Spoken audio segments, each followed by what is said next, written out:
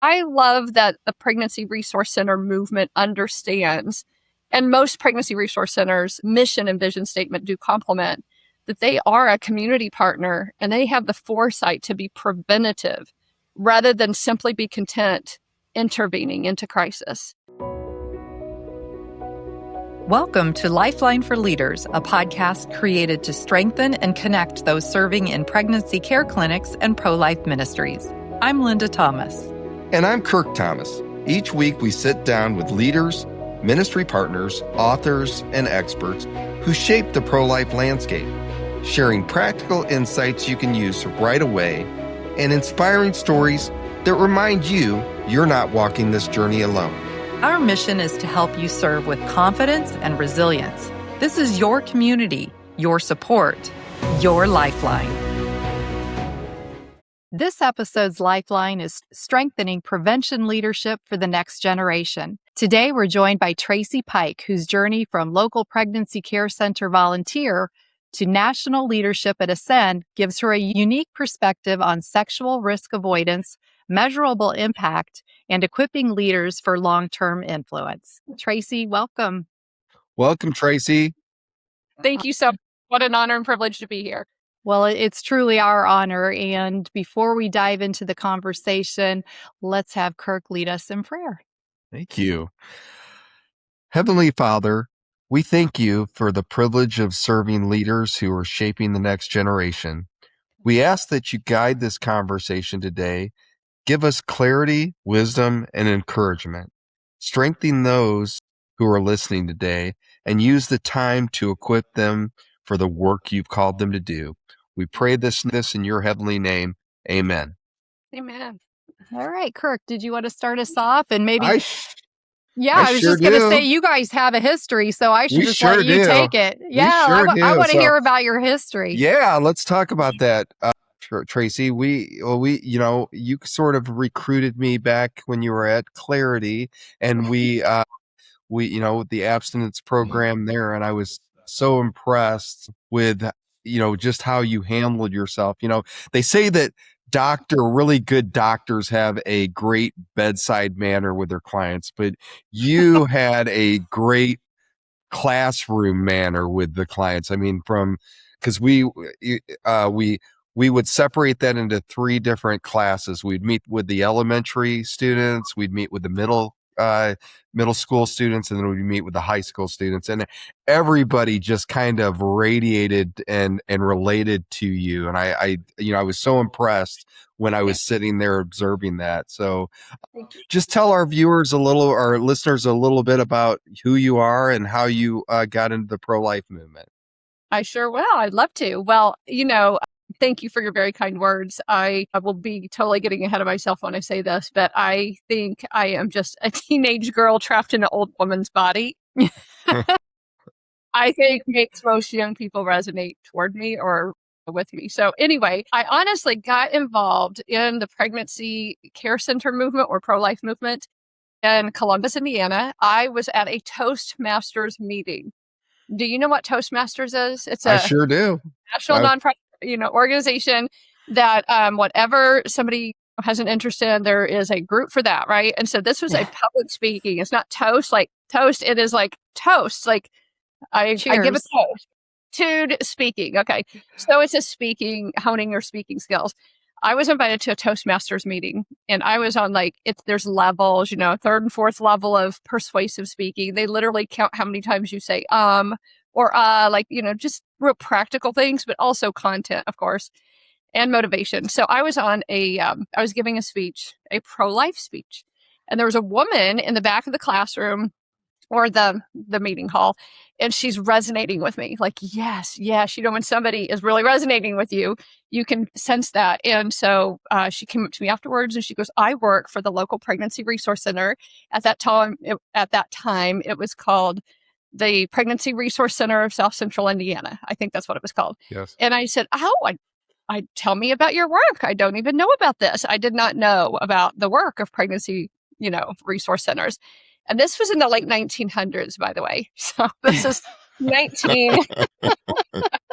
is 1998.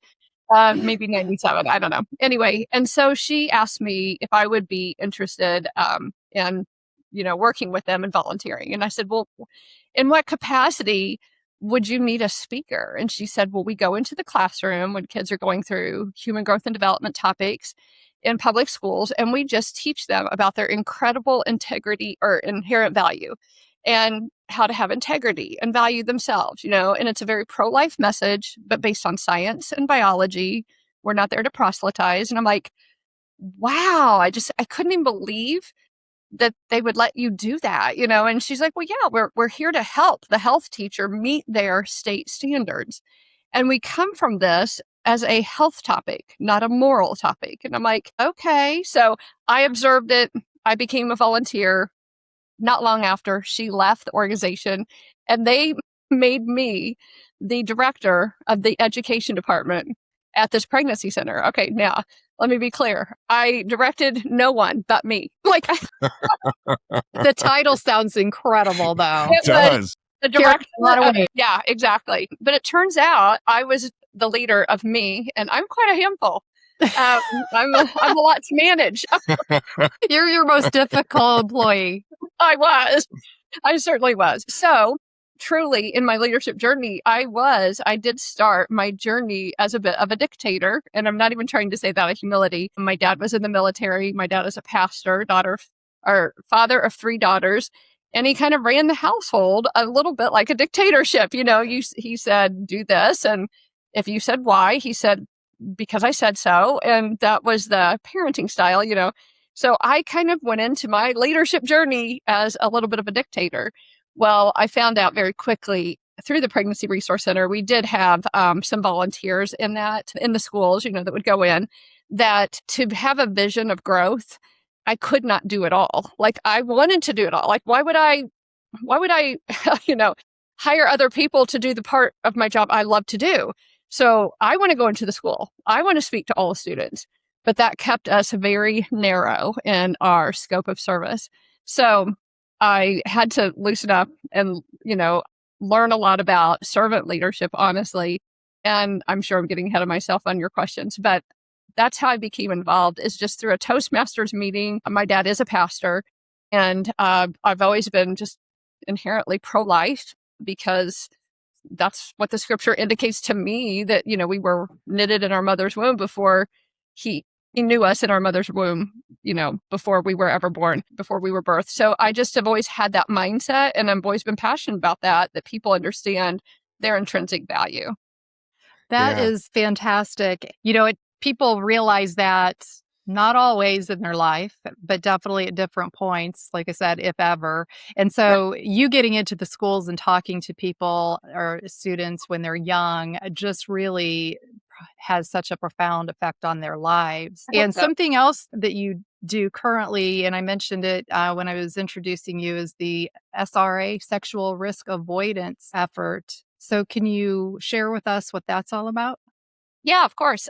So when I went into the schools with that program which is now called Clarity, a pregnancy resource center in Columbus, Indiana, and when we would go into the schools, we would do that as a public health model, and it's called a primary prevention strategy.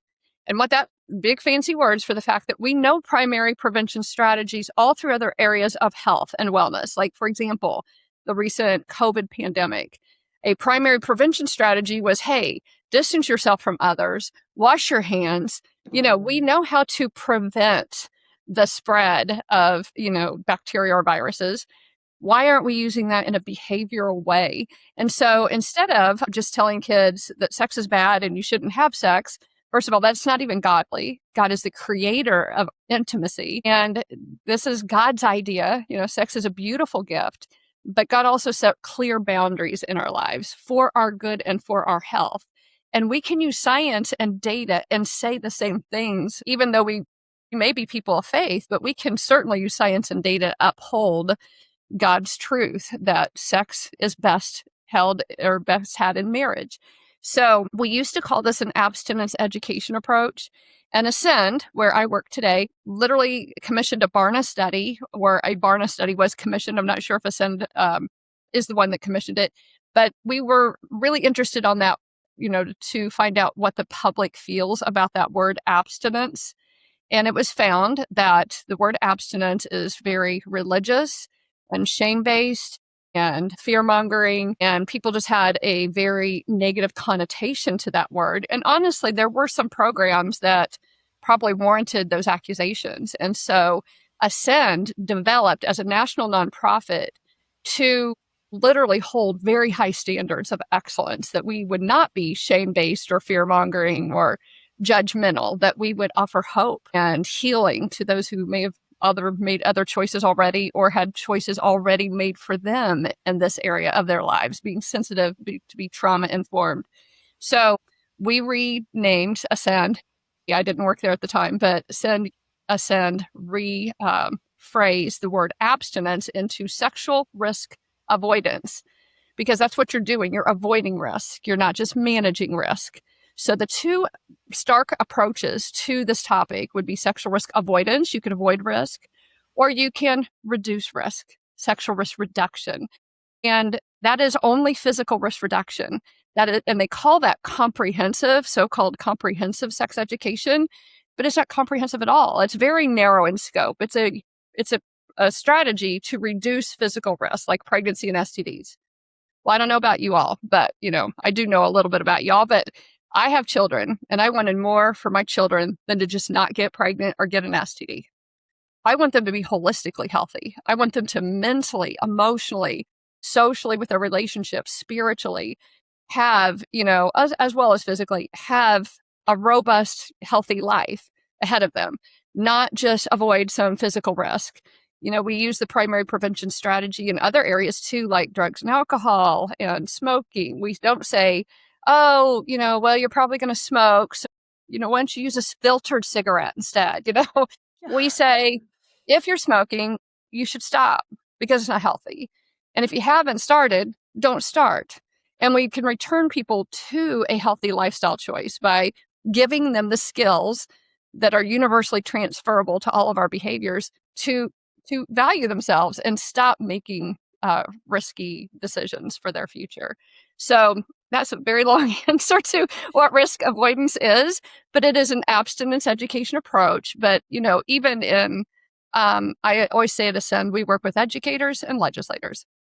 And so when we work with legislators, let's say on Capitol Hill, using that word abstinence, especially to most adults, even the listener to this podcast, it does bring a level of responsibility. Like, well, what if I didn't obtain that goal for myself? Then I feel very hypocritical to hold kids to a standard that I myself may not have met. And we're here to give empowerment and encouragement to say, when you've been taught not to lie and yet you've lied, why in the world would we lower a standard just because we ourselves did not meet it? And it's called maturity. I think it was Maya Angelou that said, when you know better, you do better. And so, that's why we hold kids to high standards, because they deserve it. They deserve the best.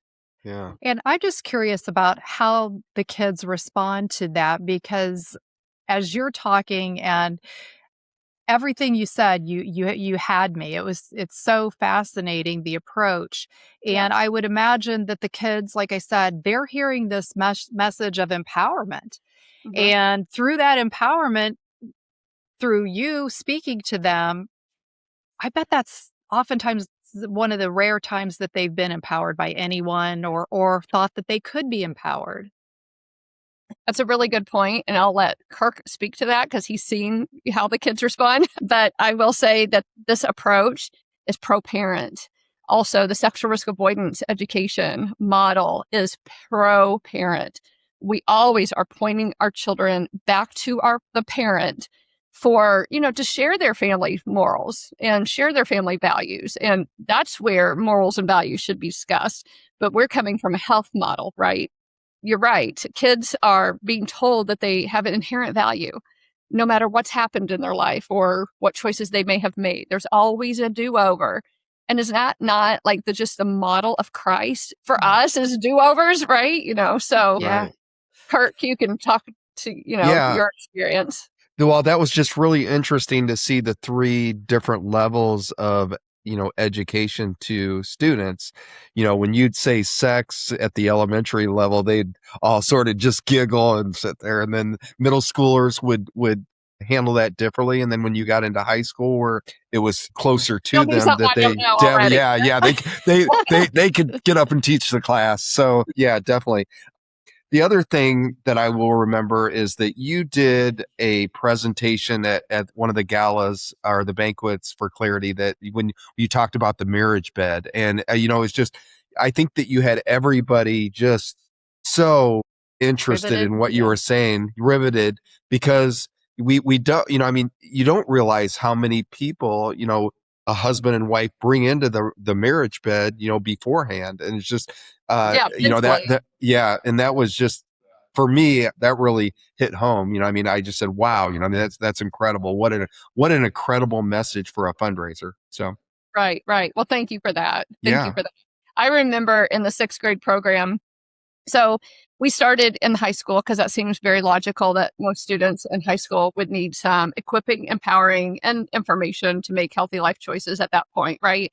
And we dipped back into the 8th grade and thought maybe we need to get them before high school, before they're actually making these dating relationship choices. And then we dipped back into 6th grade and decided, you know what, we need to create a curriculum really when they're going through puberty to let them know that no one feels comfortable going through puberty, and let's say it out loud, right? Yeah. So I was helping to write the 6th grade curriculum for Clarity. And I remember I went into the 6th grade classroom for the first time, and the kids were really weird. They were like, oh my gosh, why are we talking about this? This is so weird, so awkward. And you guys, it just hit me. I'm like, say it out loud, right? I go, you know what? Why are we talking about this? This is so private. Why would we have a public conversation about this? And let me tell you why we would. Because, first of all, you're worth that very awkward conversation. And number two, because the whole world is. And Yeah. I need you to have the truthful information to put all the chaos into. Because here comes life and here comes the media, and they don't have your best interest at heart, and the culture, right? I mean, so let's look at what the truth is. And then as you navigate forward, you do it from this, framework of truth that you know what to put this information into. And they're all like, okay, okay. So it just empowered and emboldened me, even at that level, to go in and bring professionalism and dignity to this conversation that I know parents want other people to be having with their children to complement their voice. I really do think it is a parent's position and responsibility to have these conversations. But what parent in the world would not want another adult walking in saying, hey, yeah, you go to your parent because your parent knows you. Your parent is the expert on you, right? And also to complement what that parent is, I hope, telling their children that they have incredible inherent value and they're worth protecting and they're worth respecting. So it's such an honor and a privilege to be a secondary voice of the community, affirming what parents believe about their children, at least healthy parents. Yeah. And a lot of times that's, unfortunately they aren't hearing that at home. The first time that they're hearing it is from, people like you, so Right. that, And that's an honor and privilege too. And yeah. you really can see it. I mean, I have probably, so I did work for Clarity for over 20 years or approximately 20 years. And I'm just going to tell you the honor and privilege of walking into 6th grade, middle school, high school classes and having that message that you matter, that you are valuable. And I don't know them, right? And they don't know me. And you could see the looks on their faces as they absorb this, like, wait, what? Like, and then I remember talking to a young man in Batesville, and we were talking about pornography and how they did not have your best interest at heart and just all this stuff. And he's like, he stood up. He was so indignant about the culture and the exploitation of, sex.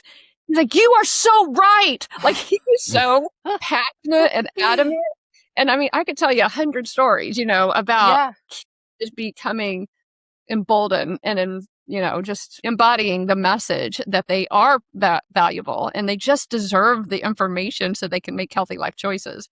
Well, it just seems like, again, you've given them a safe space to stand Right. up and, with their fists pumped and say in front of in front of their peers what they really are thinking, because Yes. obviously through social media and just through, chit chat in the lunchroom or wherever, they're not getting the correct information, and they probably know that at some level. So, Right. what role do you think, Tracey, that pregnancy care centers have taken or should take or could take through the SRA program? Well, I love and appreciate every pregnancy resource center in our nation. I really do. This is the work of God. It truly is. And I love and support them all. However, I want to say when we look at their mission and vision statement, some of them are very much focused and positioned in a way that complements that they would go into the public schools and give education. What I'm saying is when I just moved to Kentucky recently, and I immediately, like within 1 month of living here, I drove myself to my pregnancy resource center and I'm like, thank you for being here for the young people in this community. Like, this is amazing. I am so all about your work. Let me know how I can help you. In the meantime, could you tell me what is your mission statement? And so they told me their mission statement, and it literally started out something like, we are a community partner. And I said, okay, stop. Whoa, right there. If you are a community partner, what are you doing for the community? And they're like, well, we're here for these clients. I go, okay, that's a narrow number of the community, but you're a community partner. What else are you doing in the community or for the community? And they said, well, we set up a booth at the fair. And I said, okay, that's marketing.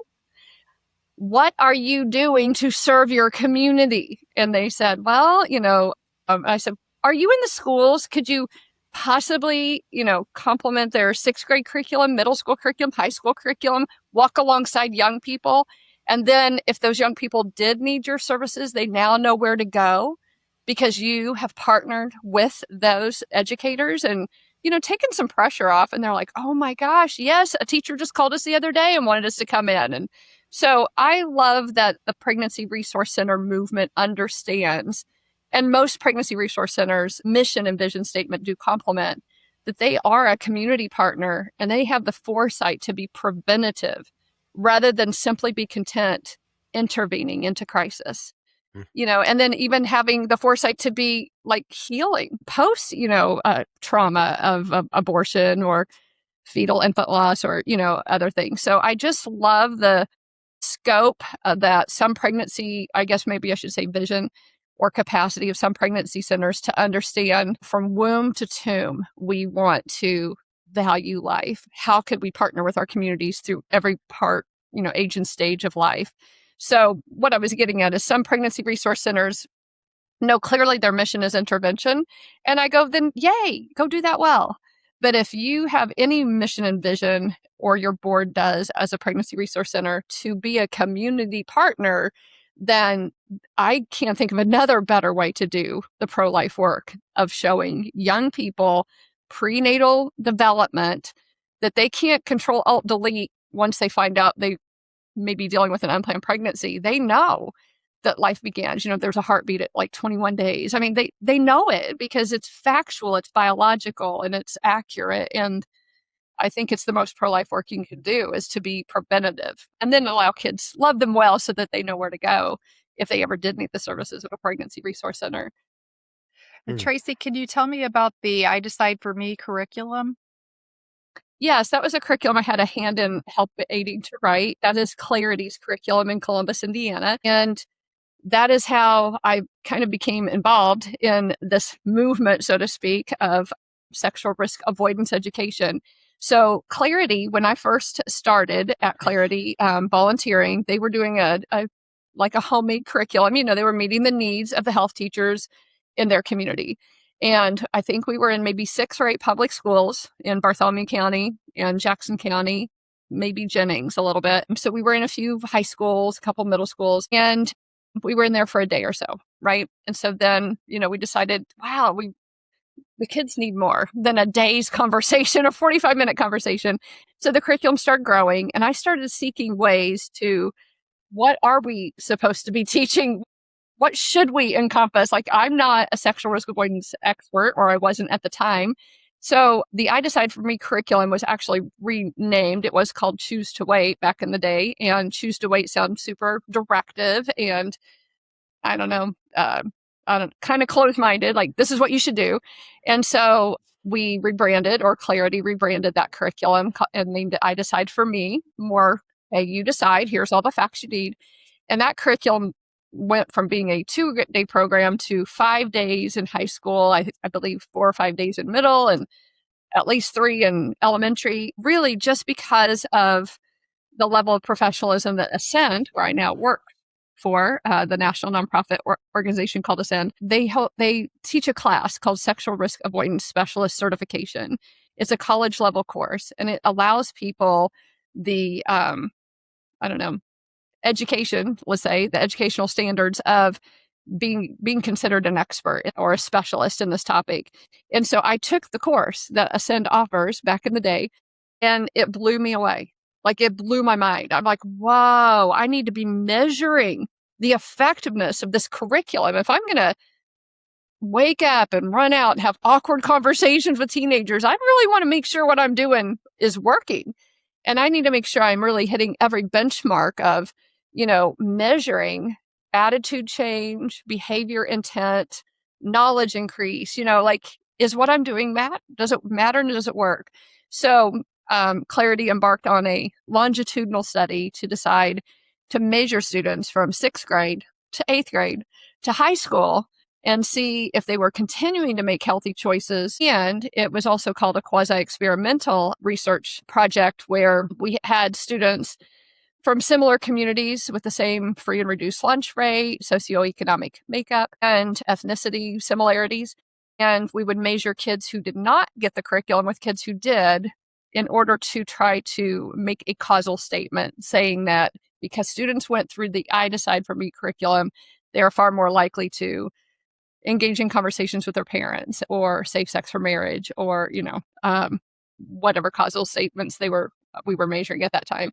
So that's the development of that curriculum. And I think that's how I can see now how God got me here, just because of the journey. And I had an incredible leader, probably my favorite leader is Tim Bond. And he used to be the executive director at Clarity. And he is the one that gave me, I don't know, carte blanche of, what do you think we need to do?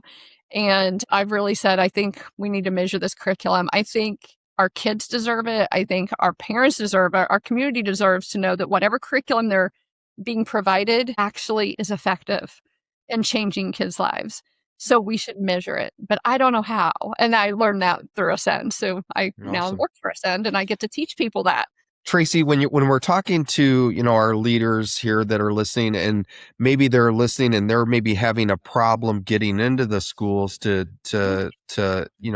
provide a message to the students, what would you be there? Well, first and foremost, I think you need to look at your mission statement and make sure that, the community partnership is, because if your mission statement is just intercept, right? We need to relook at your mission statement or empower you to, fulfill that mission statement. So in working with schools, I really feel like the most effective way is to make personal relationship with the educator, because the educator, it is their health standards in their class that you are helping them to meet, that you are aiding them to meet, right?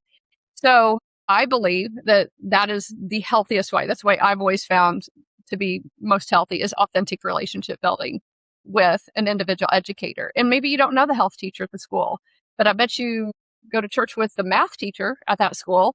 And then could the math teacher introduce you to the health teacher and give you some, maybe some credibility with them, that you're reasonable and you're there to serve and aid and help, not do any detraction from anything that they're doing in their classroom. But I've literally gotten into schools with this. I've had a teacher say, well, I don't really have time to cover that topic, so we don't need your program this semester.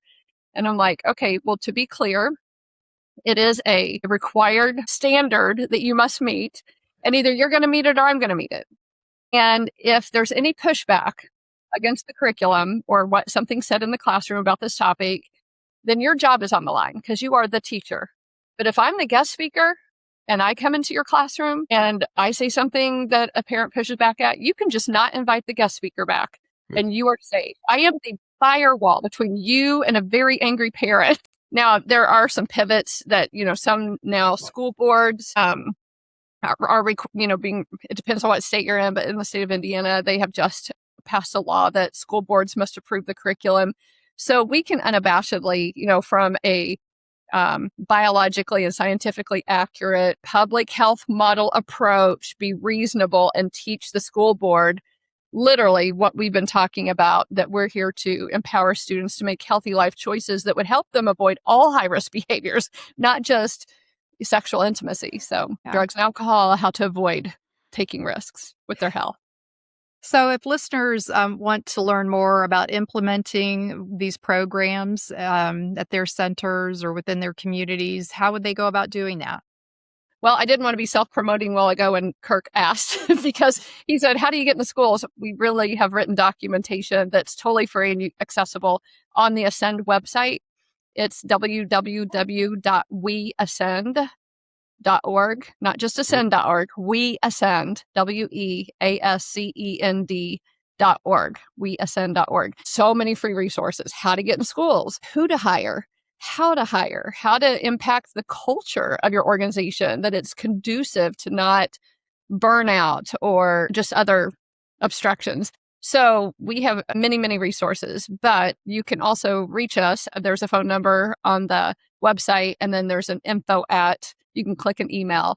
Just reach out to us. We are here to help anybody, help students thrive. And executive directors can typically find you at all the national conferences like Heartbeat and CareNet, correct? Is that correct? So Yes. Typically we have a few. Yeah. Yes. Okay. Are you doing any type of workshops at any of the conferences? I'm going to be speaking. Yes, I'm doing a workshop at the CareNet conference in the fall. Awesome. August, I think, maybe. I am doing an entire workshop on how to answer difficult questions. That will be very interesting. I think you've got that one covered. I think you could do it because you've probably been asked the most difficult questions imaginable. So I would say you might be right. Tracey, if you could leave leaders with one lifeline as they navigate youth prevention work in today's culture, what do you think that would be? Let's see. One lifeline: increase your emotional intelligence. So if I wasn't teaching sexual risk avoidance, I would be teaching emotional intelligence. And there are 4 basic components. I was asked to speak on this topic many years ago, and I knew nothing about it. I didn't even know what that was. I mean, literally, it was a board member at Clarity who wanted me to speak to the School of Nursing at Indiana University. And they're like, and I want you to speak on emotional intelligence. And I'm like, first of all, I'm flattered. Second of all, I don't know what that is. Dad, well, here's a book. You can learn it, and you've got 30 days, and I'm going to tell them that you're going to be the keynote speaker for this event. And I'm like, okay. So I literally put a pause on everything I did at Clarity, and I made myself an emotional intelligence expert. Okay, I read every book. I read every column. I read, and this wasn't even the day of that much internet access. So here's emotional intelligence: it's self-awareness and self-regulation, and social awareness and social regulation.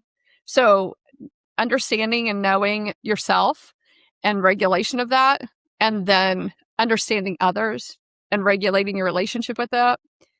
Emotional intelligence is so key and foundational to influencing other people, relationships, and influence. And by the way, emotional intelligence can be increased, whereas our intellectual quotient, IQ, cannot significantly be increased over your lifetime. But EQ, emotional quotient, can. So, but it takes effort. It doesn't happen accidentally. So I would say become emotionally intelligent. Awesome. Well, seems like the trial by has been the approach that's worked for you. Congratulations.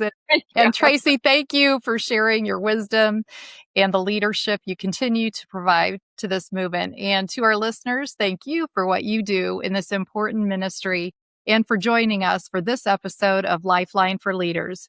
Keep leading with clarity, courage, and hope. We'll see you next time. See you later, Trace. Thank you. Thanks for joining us today on Lifeline for Leaders. If today's episode was meaningful, feel free to share it with someone who might benefit. And don't forget to subscribe so you never miss a conversation. Remember, you don't have to walk this mission alone. We're honored to walk alongside you. See you next time.